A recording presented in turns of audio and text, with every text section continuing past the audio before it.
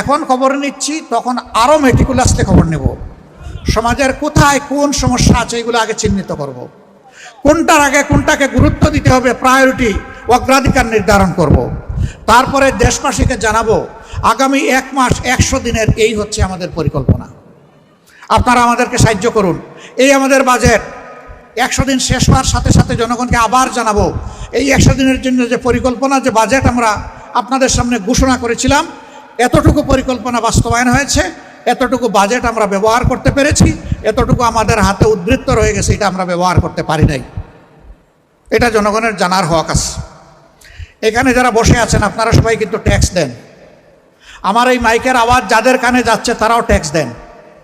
বলবেন যে যে সমস্ত গরিব দুঃখী মানুষ আছে, ভিখারি বুখানাঙ্গা আছে, আমার রিক্সা চালক ভাই বোন আছে, আমাদের গৃহে কাজে সহায়তা করে আমাদের বোনেরা আছে, তারাও কি ট্যাক্স দেয়? ইয়েস, তারাও ট্যাক্স দেয়।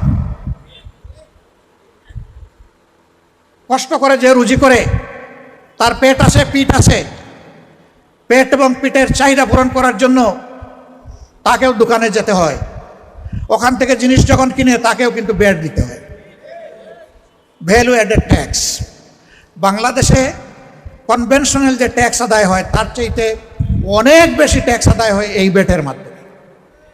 তাহলে এখানে গরিব ধনী বলে কিছুই নেই, এই ট্যাক্সে সবাই অংশীদার। আজকে যে শিশুটি জন্ম নিচ্ছে সেও ট্যাক্স দেয়। তার মা বাবা যখন তার জন্য কিছু কিনতে যায় দোকানে, তখন ভ্যাট দিয়ে কিনতে হয়। সুতরাং শিশুটাও কিন্তু ট্যাক্স পেয়ার।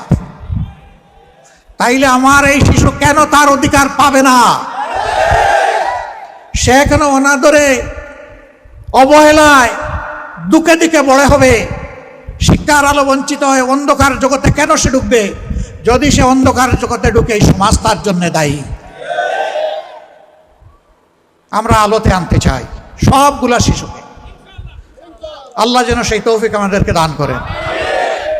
সম্মানিত ভাইরা, এই কাজটি যেমন কঠিন তার চাইতেও কঠিন সমাজে যে দুর্বৃত্তরা, দুর্নীতিবাজরা রোগে রক্তে কোনায় কোনায় বসে আছে, এই সমাজকে দুর্নীতিমুক্ত করার আমরা যুদ্ধ ঘোষণা করেছি।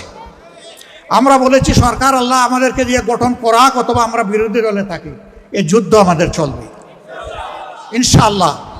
যতদিন পর্যন্ত দুর্নীতি আপরুটেড না হবে, দুর্নীতির জড় উপড়ে ফেলা না যাবে, ততদিন পর্যন্ত আমাদের যুদ্ধ অব্যাহত থাকবে।